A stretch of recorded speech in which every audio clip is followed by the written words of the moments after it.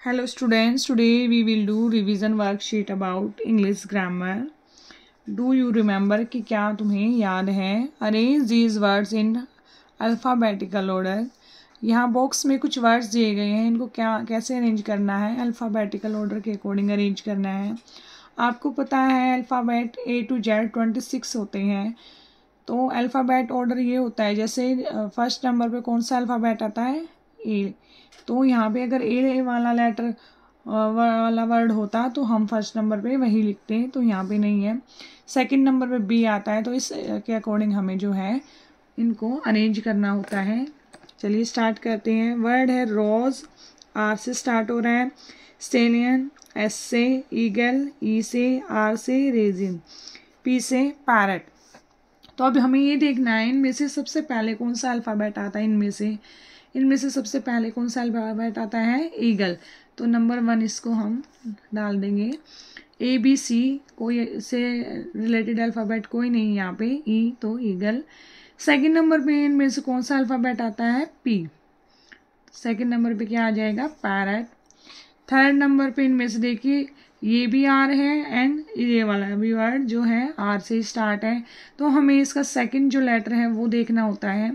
Second letter जिसका भी पहले आता है, बिगनिंग में आता है, वो जो है पहले आएगा. तो यहाँ पे देखिए आर के आफ्टर में ओ है और यहाँ पे आर के आफ्टर में ए है, तो कौन सा वर्ड है जो पहले आता है? ए वाला. तो ये क्या हो जाएगा? 3 नंबर पे और ये 4 पे एंड लास्ट में जो हमारा रह गया इस वाला 5 पे. स्टेलिंग.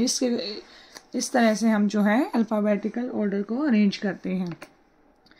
सेकंड है B part, circle the correct spellings. अब देखिए ये स्पेलिंग्स दी गई हैं, इनमें से एक स्पेलिंग इनकरेक्ट है और एक स्पेलिंग करेक्ट है.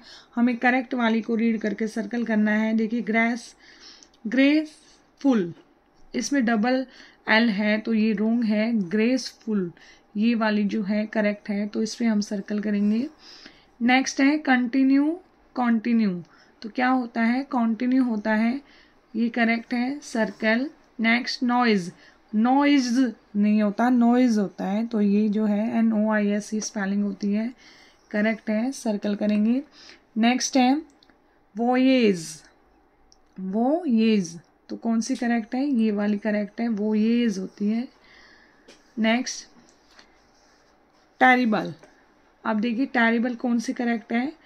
डबल आर आता है टेरिबल में, टेरिबल, क्योंकि आर की साउंड जो है लॉन्ग है. टेरिबल, तो ये वाली करेक्ट है, टेरिबल. नेक्स्ट है कंपैरिजन कौन सा है? अब देखो एम की साउंड जो है शॉर्ट है, यहाँ पे एक ही एम आएगा. कंपैरिजन, तो ये वाली स्पेलिंग जो है करेक्ट है, इस पर हम क्या कर देंगे? सर्कल. नेक्स्ट पार्ट है C, write these positive sentences as negative sentences. ये पॉजिटिव सेंटेंस दिए गए हैं, हमें इनको नेगेटिव बनाकर जो है लिखना है. फर्स्ट है Mehul is my best friend. अब देखिए पॉजिटिव सेंटेंस का मतलब होता है सकारात्मक शब्द, यानी जो ठीक है, और नेगेटिव वाले होते हैं नहीं वाले, और पॉजिटिव वाले सकारात्मक होते हैं और नेगेटिव होते हैं नहीं वाले. फर्स्ट है जैसे Mehul is my best friend, कि मेहुल मेरा बेस्ट फ्रेंड है. अब हमें नेगेटिव बनाने के लिए क्या करना पड़ेगा? मेहुल सब्जेक्ट है, ये मेहुल सब्जेक्ट के बाद जो है तो हमारा नेगेटिव वाला वर्ड आएगा मेहुल. अब देखिए इज हेल्पिंग वर्ब है, तो हेल्पिंग वर्ब के साथ हमेशा नोट आता है, is not my best friend. Next है we go for our dance class at 4 PM, कि हम हमारा डांस क्लास कब जाएंगे? 4 PM. तो ये अब पॉजिटिव सेंटेंस है, इसको नेगेटिव में कन्वर्ट करना है हमें. तो अब वी क्या है? सब्जेक्ट है. सब्जेक्ट के बाद हमें नेगेटिव वाला वर्ड यूज करना है. वी क्या आएगा यहाँ पे? Do not. यहाँ पे सिंगुलर होता है, सिंगुलर तो डज का नोट होता है, यूज होता है, डज नॉट. लेकिन यहाँ पे क्या है? प्लूरल है, प्लूरल के साथ क्या यूज होएगा? डू का. Do not go for hour. बाकी सेंटेंस एज इट इज रहेगा. Dance class at 4 PM. Only यहाँ पे डू नॉट ऐड हो जाएगा वी के आफ्टर में, बाकी का सेंटेंस एज इट इज़ रहेगा। प्लूरल के साथ डू नॉट आता है और सिंगुलर के साथ डज नॉट का यूज़ किया जाता है। Next time my mother knows how to bake chocolate muffins, कि मेरी माँ जानती है कि कैसे चॉकलेट्स मफिन बनती हैं। अब यहाँ पे हमें नेगेटिव सेंटेंस बनाना है, तो हम क्या करेंगे, माई मदर, जैसे हमने पढ़ा था पहले वाले में भी कि सब्जेक्ट के बाद हमें डज नॉट, डू नॉट और नॉट का यूज़ करना है। तो यहाँ पे अब क्या आएगा, माई मदर। अब माई मदर जो है क्या है, ये सिंगुलर है, सिंगुलर के साथ क्या आएगा, डज नॉट, और प्लूरल के साथ do not. My mother does not, plural का मतलब क्या होता है, प्लूरल मतलब मैनी चीज़ें, और सिंगुलर मतलब कोई one thing, one person one thing. My mother does not knows, बाकी सेंटेंस एज इट इज रहेगा, how to bake chocolate muffins,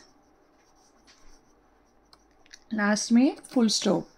next part है Rishi's grandparents visit him every month, की ऋषिज के ऋषिज, अब देखिए यहाँ पे क्या आ गया, पोस्ट ऑफिस एंड एसेड है। ग्रैंड पेरेंट्स जो है ये रिलेटिव है इससे, visit the him every month, उसको विजिट करते हैं उसके पास एवरी मंथ। अब देखिए यहाँ पे क्या आएगा, अब ये देखिए यहाँ पे क्या सब्जेक्ट है, तो यह क्या लिखेंगे, रिसीव ग्रैंड पेरेंट्स। अब ग्रैंड पेरेंट्स वर्ड जो है वो प्लूरल है, प्लूरल के साथ हमें क्या यूज करना है, do not, do not visit him every month, plural के साथ क्या यूज करना है, डू नॉट। डू नॉट से अब क्या बन गया, ये नेगेटिव सेंटेंस बन गया। नेक्स्ट है सुनैना लव्स एनिमल्स। अब सुनैना किससे लव्स करती है, किनको पसंद करती है, एनिमल्स को पसंद करती है। ये पॉजिटिव सेंटेंस है, इसको हम नेगेटिव में चेंज करेंगे। सुनैना अब सब्जेक्ट है, सब्जेक्ट के आफ्टर में हमें क्या यूज़ करना है, डू या डज नॉट का यूज़ करना है ताकि नेगेटिव सेंटेंस बन जाए। तो सुनैना क्या है, सिंगुलर है, सिंगुलर के साथ हमें क्या यूज़ करना होता है, does not. Sunaina does not love animals, की सुनैना एनिमल्स को पसंद नहीं करती है। अब देखो नहीं आ गया है, नहीं वाले सेंटेंस जो होते हैं वो नेगेटिव होते हैं, और सिंपल वाले सेंटेंस जो होते हैं वो पॉजिटिव में आते हैं, जिनमें नॉट या डज नॉट ये नहीं होता है। नेक्स्ट है this is an on proof dish.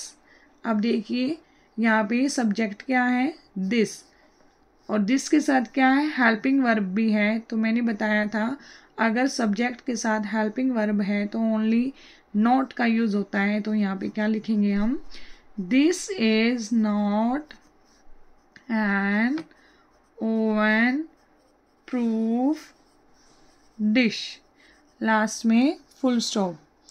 Next देखिए match the common noun to the collective noun. अब यहाँ पे कॉमन नाउन दिए गए हैं, इनको हमें कोलेक्टिव नाउन से मैच करना है। इस रो में कोलेक्टिव नाउन है और इस रो में कॉमन नाउन है। फर्स्ट है कॉमन नाउन म्यूजिशियंस। म्यूजिशियंस देखिए अब इसमें से कोलेक्टिव नाउन म्यूजिशियंस के पास क्या होता है, बैंड, क्या होता है, बैंड। तो फर्स्ट को हम किससे मैच करेंगे, एफ से। हम यहाँ पे क्या लिख देंगे, एफ के लास्ट में 1, कि फर्स्ट का आंसर क्या है, बैंड, एफ। सेकंड है सॉक्स। सॉक्स का क्या होता है, देखिए सॉक्स का क्या होता है, पेयर होता है। सॉक्स का पेयर होता है, कोलेक्टिव नाउन जो है सॉक्स का पेयर है। तो यहाँ पे हम क्या डाल देंगे, नंबर 2। नेक्स्ट है थर्ड कार्ड्स। अब कार्ड्स का क्या होता है, पैक। तो इसको हम किससे मैच करेंगे, मैच करने से जो है समझ में नहीं आता, इसलिए हम यहाँ पे भी नंबर डाल देंगे 3 नंबर। 3 का कार्ड का क्या है, कोलेक्टिव नाउन पैक। नेक्स्ट है स्टार्स। अब स्टार्स को देखिए, स्टार्स का क्या कोलेक्टिव नाउन क्या होगा, इनमें से स्टार्स का क्या होता है, क्लस्टर। तो यहाँ पे 4 नंबर, स्टार्स क्लस्टर।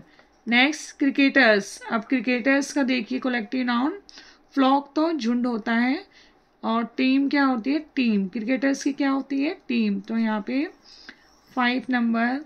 नेक्स्ट है 6 बर्ड्स। बर्ड्स का क्या होता है, फ्लॉक आएगा बर्ड्स का, 6 नंबर।